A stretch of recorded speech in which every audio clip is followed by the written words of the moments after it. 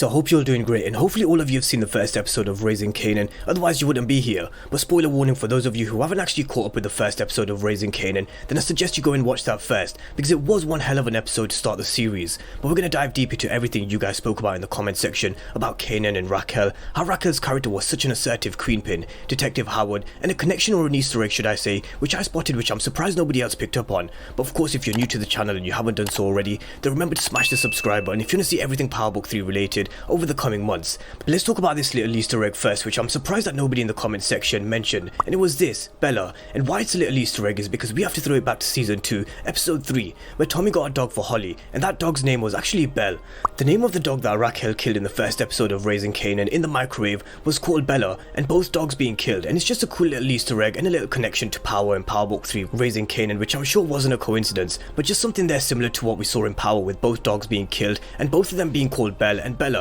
And Easter eggs like this will pop up from time to time because connections will be very rare. I'm sure we will see some connections down the line, but we'll definitely see some more cool Easter eggs like this one, with two dogs being called Belle and Bella and both of them being killed too. But let's talk about some of your comments, and let's talk about Kanan first and what we saw from him in the very first episode. And one comment I want to touch on is G-Wiz, who basically explained the theory of 50's narration after killing Buck 20. His words were, Buck 20 was the first I ever pointed a gun at. You never forget that shit. It stay with you forever. And G-Wiz said the choice of words used here meant that Buck 20 may be the first person he pointed a gun at, but not his first kill. Otherwise he would have said it was his first kill. And I can see where G-Wiz is coming from with this, because it sounds as if Kanan could have killed someone before, but maybe just not with a gun, because we have to rewind it back to season 3, episode 3, when Jukebox said that she was Kanan's first call when he dropped his first body. So for me, G-Wiz makes a perfectly good point that this isn't Kanan's first kill, using an interesting choice of words by 50 during his narration of the scene. And I picked this comment because I want to know your opinions on whether you think this is Kanan's first kill, based on what 50 said with Buck 20 was the first I ever pointed a gun at, and what was said by Jukebox in Power that G-Wiz kindly reminded us of. We know they had a flashback scene back to 1985 with an even younger version of Kanan, and maybe at some point during the first season we'll actually see his first kill in a flashback scene, and maybe where he really does make the call to Jukebox. But let me know your thoughts on this one, so just let me know your thoughts down below in the comment section. I do think Buck 20 is definitely dead though. I don't think he's alive, otherwise we would never have seen Rat giving money to Unique for Buck's family, and there were a lot of you guys who called it in the comment section in my last video with Buck 20 and Kanan, so I'm just going to pop up some of those comments now. And while we're on the topic of Kanan's kill, how good was 50's narration during this episode? I enjoyed listening to him narrating a few scenes throughout this episode, and I just think it just made this premiere episode that much better coming from 50. Now just a quick one while I've mentioned 1985 before we move on to Raquel. Noria said that High Post didn't have to die so early, and there was a conversation between Raquel and Unique during their first meet, where Unique said High Post and Unique's brother had an agreement where the blocks above 139th is a demilitarized zone, no man's land, and her people ran in there and snatched it without checking in. And maybe High Post is someone and a storyline that they'll explore in a bit more detail in a more flashback scenes, or we'll hear some more detail about Raquel and High Post, because Raquel was madly in love with Post according to Unique, and we don't know how he was killed. So I definitely think there's more to this story with Post that we could learn during this season, so let's just watch out for it. And I'm going to come back to High Post and something very interesting at the end of the video when I do talk about Detective Howard. But let's move on and talk about Raquel. Let's just talk about her character and how she quickly asserted her authority, how assertive she was, and how much she really took the title of being the queenpin in the Power universe.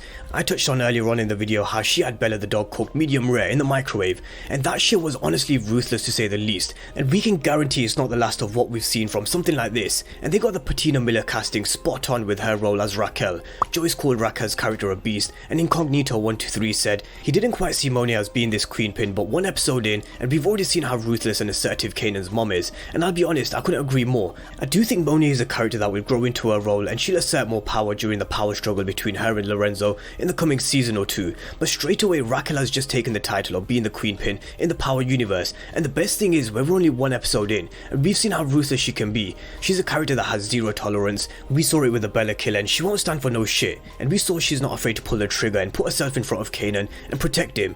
And not just this, she's a very dominant player in her family. She's the dominant sibling out of her two brothers Marvin and Lulu. We saw it when she put Marvin back in her place, telling him if the past has taught us anything, it's that you're not made to sit in this seat, to walk in these fucking shoes. So how about you shut the fuck up and let me speak to my son? So dominant is definitely a word we can portray with Raquel early on, and this also told us something else I mentioned during Marvin's character breakdown. He used to be the leader of the Thomas organization, but his irresponsible ways meant that the throne was then given to Raquel, or probably taken by Raquel, because Marvin's ideas aren't going to be the best. They're going to be dismissed by Raquel, just like in this scene that we saw here. So Raquel racked Thomas, meet the real queenpin in my opinion, which I posted on my Instagram earlier today. But let's talk about Detective Howard next. next, who they gave us a small glimpse and a teaser in this first episode, but I think he's going to be heavily involved in next week's episode a lot more, judging by the trailer for episode 2. And Peter Chure Jr. and DeAndre made a good point that I want to talk about. Not the Howard being Kanan's father, because they revealed that Defcon was Kanan's father and he's dead, but Peter said that Howard is streetwise and they've kept him a mystery on purpose. He used to be one from the streets till he started patrolling the streets. And DeAndre said, I bet Raquel and Howard don't like each other, probably because Howard killed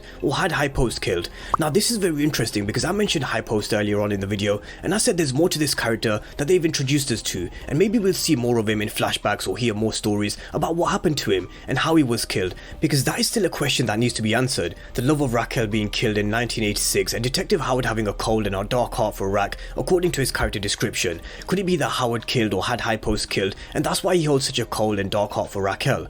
There definitely is a history, and I'm sure as the season progresses we'll learn more, but he's definitely streetwise. He's someone who grew up in the streets and he's going to be a dark and a selfish character who only looks out for himself. He'll play both sides of the law like he already has done by telling his partner Detective Burke that the gun used by the drive-by shootout is long gone, and that's because we're going to see him meeting Unique in the next episode. We don't know what the history is there, but Detective Howard was once of the streets but now wears a badge, an opportunist and a selfish character who wears a badge. So let's see what the mystery is surrounding Omar Epps' character as Detective Howard, because there is definitely more to this character than what we've first seen. So if you have any theories on the mystery surrounding Howard and Raquel, then just drop your comment down below and we'll get the discussion going. But overall I thought it was a very solid episode that gave a good base to the rest of the season for what's to come, with Kanan's actions having a huge consequence and an impact to the Thomas family. There seems to be a great chemistry between the cast and it really does tell with their acting. They certainly got the casting spot on for all of the roles, and I was impressed with Unique and Raquel especially, so I'm excited to see more character development from all of them, especially Jukebox and Marvin, because there's going to be a lot of aggression, force and violence to come from those two characters for sure.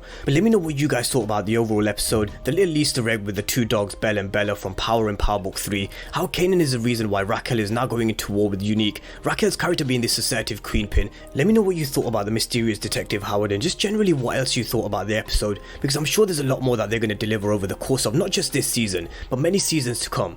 Drop all your thoughts down below in the comment section. Let me know what you guys think, and tomorrow I'll be back breaking down the trailer for episode 2, so if you haven't done so already then remember to smash the subscribe button as well as having the notification bell turned on if you haven't done so already. But as always, thank you guys for watching and I'll see you next time.